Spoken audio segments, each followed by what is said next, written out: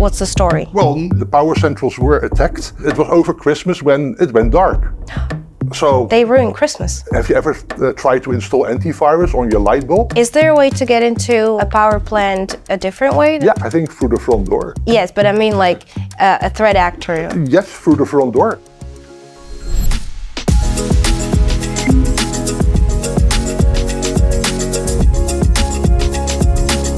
All right, welcome everybody to the newest episode of Unlocked 403. Today we have a very special guest with us. Richard, how should I call you? Oh, just Richard will do. Richard. So Richard, who are you? Can you tell us a little bit about yourself? Sure, my name is Richard Svineberg, although it is spelled with a G instead of a C. That is always the misconception. Yeah. I'm a senior research fellow at ESET. Been working for ESET since 2012, but this is the 35th year in the industry for me. Wow. And you're from? I'm from the Netherlands. From the Netherlands. So you flew all the way here to HQ in Bratislava. Thank you. You're welcome. Thank you for that. That's quite a long time to be in the industry. Have you seen any changes in the past, how long, 35 years? Oh, many changes. Imagine that 35 years ago, when this started, we didn't have modems yet. Or internet. So everything was done by floppy disk. It's quite crazy to think how far we've come, right?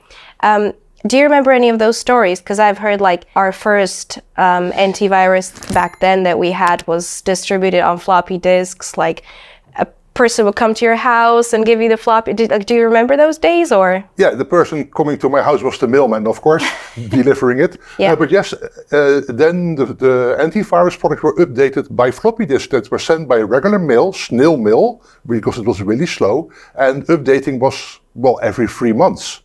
3 months. And now we have updating, every half hour? Or 3 minutes, or whenever it's necessary. Oh, geez.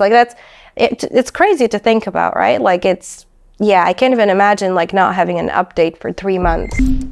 So the topic that we have today is critical infrastructure and IoTs and sort of the difference between the regular IoTs that we use at home and the industrial ones. So let's start from the very basics. What is an IoT?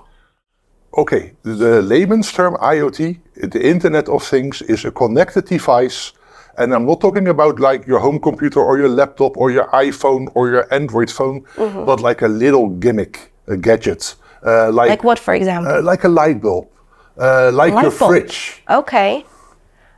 Why are those different than a laptop or a phone? They are really full computers, with an operating system running. You can actually put security software on it. But have you ever tried to install antivirus on your light bulb? I have not. No, I have to confess. And you cannot. So that's why they're called Internet of Things and not just devices. Correct. And so those are the home devices that we have, and then are there industrial IoTs or? They are there as well, and then you have to think about some really simplistic things like traffic lights. They could be an IoT device, but also of course in the factories, heavy machinery or PLCs that are connected to the internet. A PLC is starting or stopping a machine. Traffic lights? A traffic light, yes. How are they Internet of Things? They communicate with each other. For instance, when there's roadworks and they put in temporary traffic lights, they communicate with each other, and that can be through radio signals, but also over the internet. So can I imagine Homer Simpson sitting in a big room with many buttons and 4 screens, just making sure that all of those traffic lights go green on time, or is that not how it works? On time or just not in time? If you remember Die Hard, for instance. Yeah, Christmas movie. Yeah. It's not a Christmas movie. Die Hard is not a Christmas movie. Yes, recently we learned that. In Die Hard 4, actually, there was a fire sale ongoing, which means the whole infrastructure collapsed because of a cyber attack. And the bad guy actually put every traffic light on green. So you can imagine when you do that in downtown New York, and every traffic light goes green. Kind of wreaks a havoc, doesn't it? Well, traffic in New York is a havoc anyway, but yeah. But like any like major city, if you turn the traffic lights off or put them on green all the time, I mean that must be chaos. Is that kind of how attacks work in real life as well, or is that just fiction? They used to be fiction. It could happen in real life nowadays as well, because so much is now internet controlled, Right. that you really don't know anymore if it is fiction or if it's reality. Remember that even in the past, like science fiction movies always had some nice, interesting gadgets, like the Elcor spot on Star Trek. And like 20, 30 years later, Steve Jobs came there with the iPad. Yeah, I imagine that was kind of a revolutionary time as well. So how are they different? Because what it sounds to me is they function the same, the industrial and the home IoTs, but I'm guessing there is a difference? There used to be a difference when there was a clear separation, but nowadays everybody is taking the gadgets also to the office. Think about you are sitting at your desk in your office and you have a picture frame of your family, but now it's a digital picture frame, recycling the pictures, getting it from the internet because you stored the pictures there. Suddenly you have like a home IoT device in a corporate environment. So there's like, it's really difficult now to differentiate between them. Should you even be allowed to have those in a corporate setting? That is a good question. I would say no. But you know how it works nowadays. Everything has to be on the internet. True. So can you really differentiate between your cell phone being on the Wi-Fi or a picture disk? I, for example, would never connect my personal device to any network at work. And I think that should be a good practice for everyone to sort of keep them separate just in case. Oh, definitely. First of all, you never know who is in the middle when you connect to a Wi-Fi. Many people use free Wi-Fi in restaurants, in food courts. See, that's something I don't get. Like how, like to me, even before I started working in the field, it was like a no-brainer that you just wouldn't. Even like I see people making transactions on public Wi-Fi or like online shopping, and it just doesn't make sense to me. No, I don't do that myself. I stay away, I connect to 5G, or I wait until I'm home. That's the only Wi-Fi connection I use. So how are IoTs unique to just our regular devices that we use? I know you said that they're different, yes, but are they in some way unique? Like, is their protection harder? Can we install a solution on them? Well, protection is way more difficult than you can imagine, because there is no real operating system on the device. But you said that there is. But there is, but you cannot update it. So they are really working and connecting to the internet, and they can be taken over because the firmware can be updated, but there's no memory to run security on the device. And that's where you see, for instance, the Mirai botnet, which is like a botnet working on IoT devices, and you really cannot do anything against it on the device itself to prevent that it's getting infected, other than protecting the network of getting attacked. That's a very good point. Can you just to our viewers explain what is a botnet? Okay, a botnet really, it's like a system that is being taken over by an attacker, and they do that with many more systems, and all are reporting into a central server, what we call a command and control server. They can control whatever they do with all the devices, so they can listen into you, and listen into you in the broadest way, like really listening into you if there's a microphone or monitoring your communication, anything, and or send out instructions to do something different, like shutting down. Why would they do that? Why wouldn't they? Good question. Okay. So we're sort of getting into this whole cybercrime part of the discussion. So you mentioned Mirai. So there has been some surge of activity lately, as I heard. Can you tell us a bit more about this infamous botnet? Well, infamous or famous. I mean, it is by now famous, of course, because it is one of the largest ones that existed, where, of course, 3 of the operators have been arrested. But it's still ongoing because you cannot really stop it. How is that?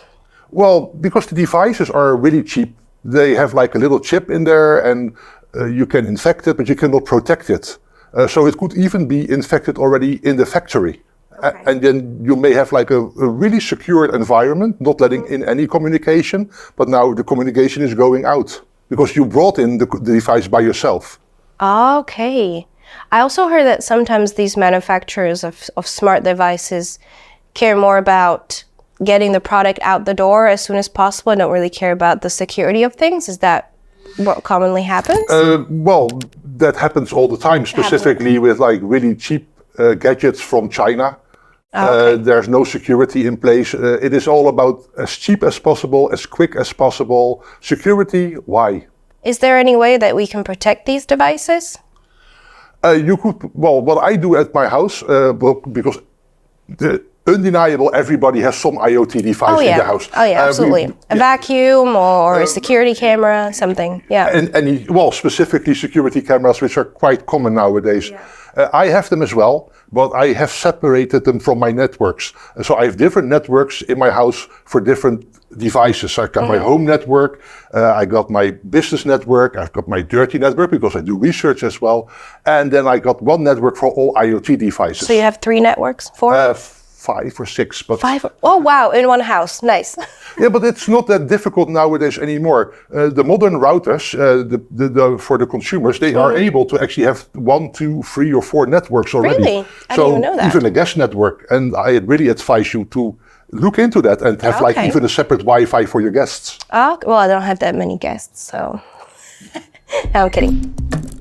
So there have been some quite famous attacks on critical infrastructure. Can you maybe tell us about 1 or 2 of those that you think are the most interesting? So if we stick to energy for now, think about black energy and gray energy, the attacks on the electricity centrals in Ukraine in 2015, 16, 17, where a cyber attack really brought down the electricity centrals. Yes. So how did that work? How did it happen? What's the story? Well, not diving into deep in the technical sense. Of course, the power centrals were attacked, well, by an adversary, and it was over Christmas when it went dark. So they ruined Christmas. Or maybe it was more romantic with candles, but of course it was really a proof of concept that you can bring down a power central. Was that connected to Indestroyer in any way? That is connected to Indestroyer, yes. And that was the first time, of course, we really realized that, wait a minute, a cyber attack can bring down an electricity central, some critical infrastructure. And everything is now so dependent on electricity nowadays that it is going to harm us more and more. Jeez. It's horrible to think about it that way, right? When I was a kid, and we had a power outage. It was like a couple hours, which was nice. So we got the family together and we played some board games and it was all fine. But like now, I cannot get inside the building without electricity. Like that's scary.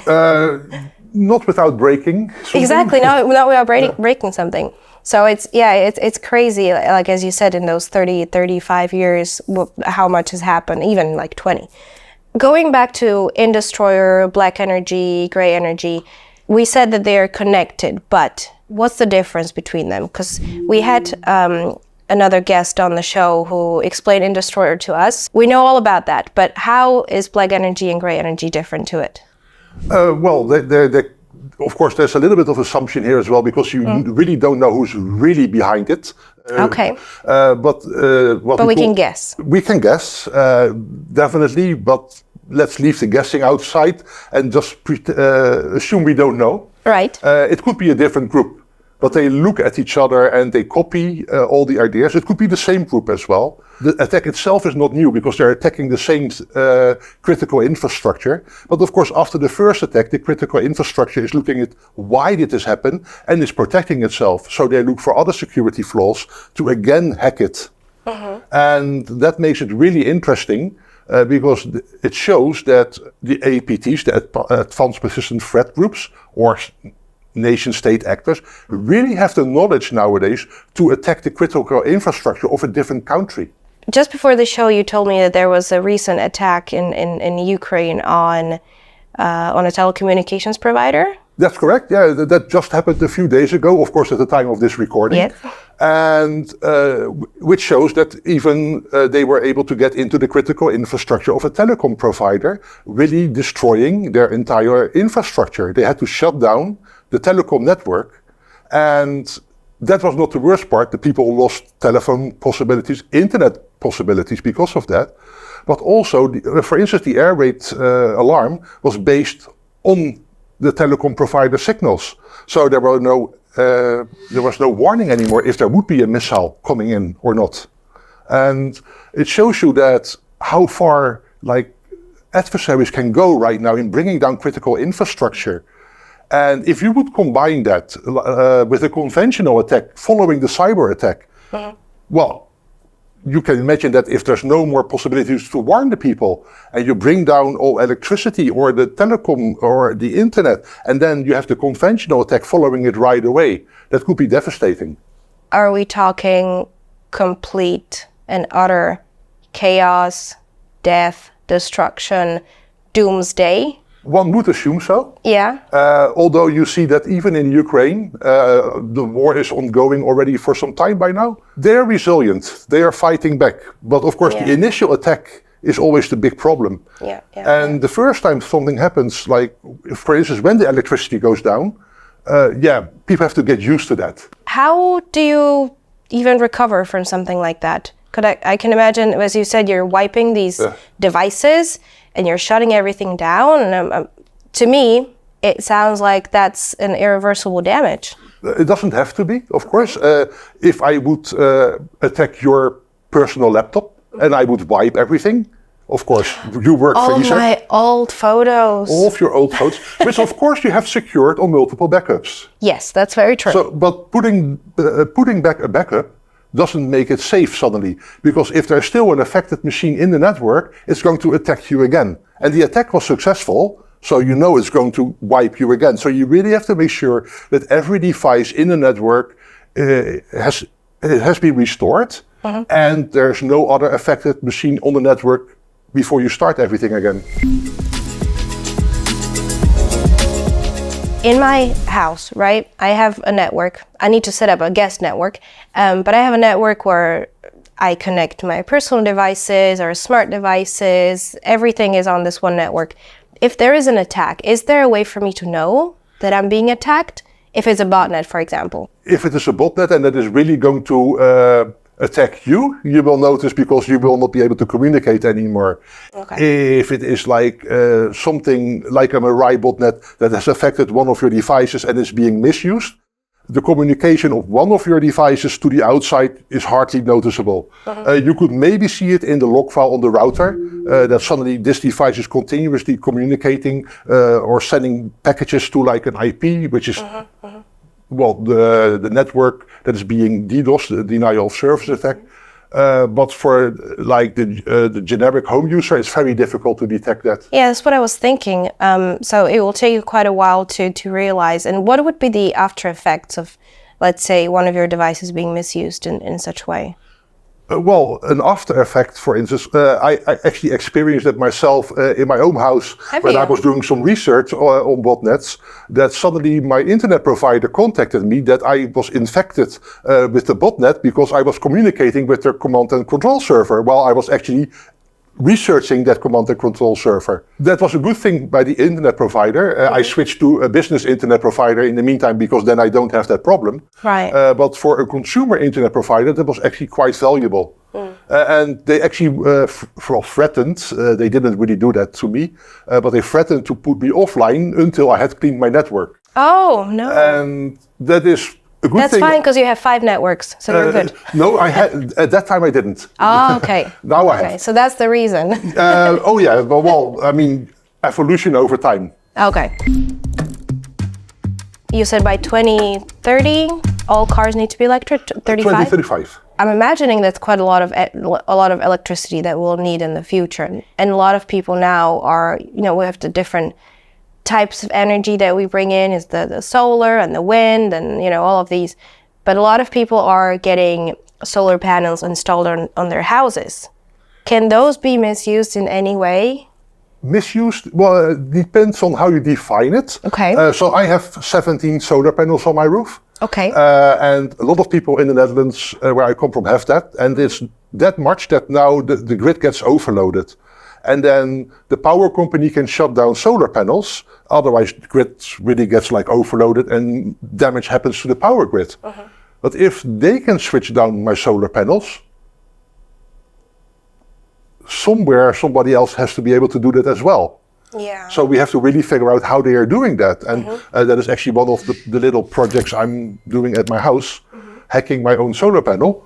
Don't do this at home. No. The solar panels themselves are again connected to the internet through one other device, like it could be the converter, it could be another device depending on your vendor, for the firmware upgrades. So imagine that the firmware is being upgraded, but now also with some faulty firmware, faulty on purpose, including like connecting to a botnet. So even solar panels can be connected to anything with a chip inside communicating back and forth with something else can be misused. I never thought of it that way. Wow. Okay. Okay, that's scary now because that's like everything. That's everything. I'm speechless, to be honest, because I'm just now realizing how scary the world is thanks to the progress that we've made. We have to adjust. It's a part of evolution. We are now forced, and I think it's for the better, to move away from like combustion engines and from natural gases as a resource. Yeah, that's a good thing, to electricity, but we have to realize that everything is really going quick. Yeah. And we have to adjust pretty quickly also the security measurements, how we are living and working with the environment and the critical infrastructure. And it's also for governments that are now basically enforcing those rules, at least in the EU, to also have the financial capabilities for companies, people at home, to adjust to this new environment. Yeah. Because you have to change as well. Well, everybody has to, not just me. Well, you in the general sense. I know. That brings me to my next question, which is it even possible to keep up? And I'm not talking about us humans keeping up with technology, but is it possible for us to keep up with the criminals? Because they always seem to be like 2 steps ahead of us. Well, yes, but that is, of course, always the easy one. Because the arsonist is always 1 step ahead of the fire department. Because they first need to start the fire before you can put it out. Yeah. In your research, when you're thinking about it, and that's what we do at ESET as well, we think about future threats and what can happen. And we will then see in our research if it is possible or not. And if it is possible, build a proof of concept. And then if we have a proof of concept, we can build protection. And that is, you can call it proactive defense. Think about the threats, the nightmare threats that are not there yet, but they may be there. And then you can build protection ahead of time. But that is costing a lot of money. Research in things that are not there yet is costing a lot of money. Right. So it all comes back to you guys, researchers. It comes back to everybody, because the researchers can find new threats and put it out there and make people aware. But if the people are not doing anything with it, then also the research becomes useless. I was just thinking about it now that if you can gain control of a network of a telecommunications provider, if you can gain access to a power grid or, these highly secured environments, it sort of brings me to nuclear energy and where that might lead if someone gets hold or gets inside of that network environment. It's kind of a scary thought, right?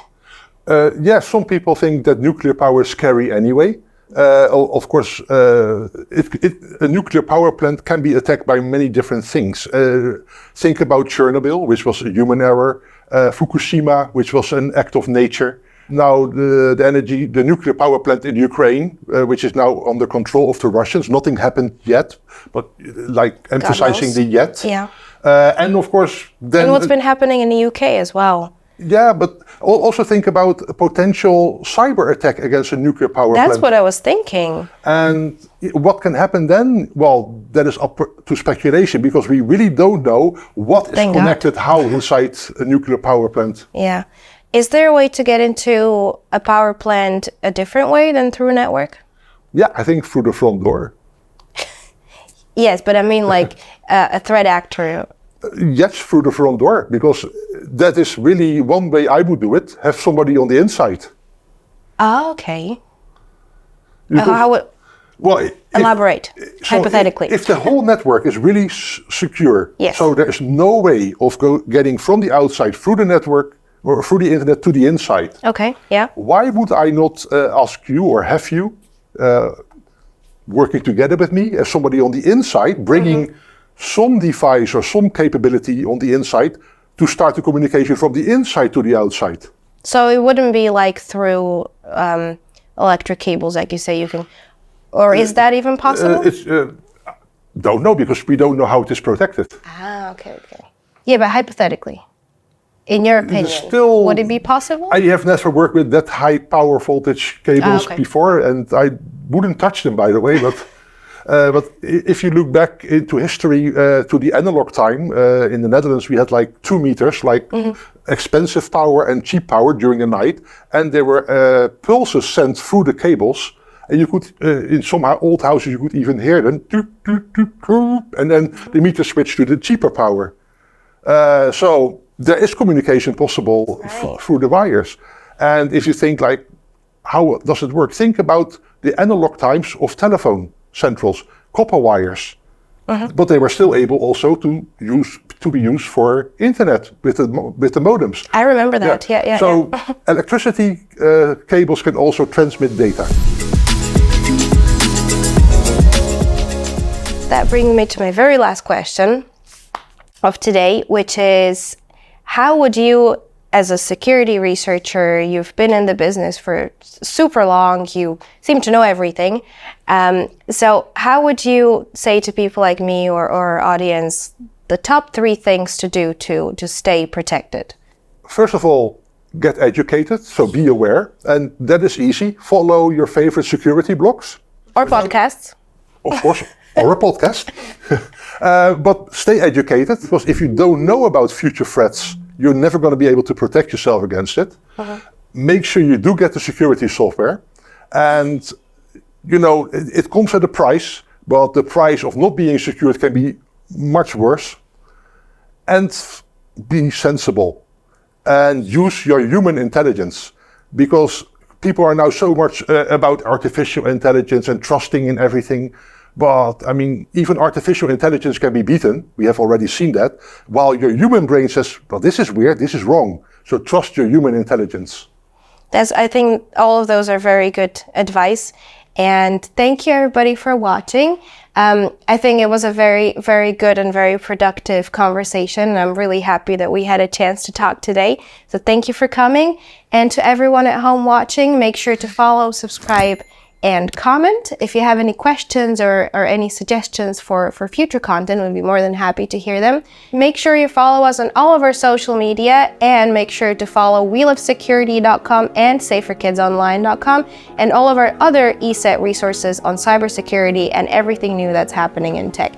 And I hope to see you next time.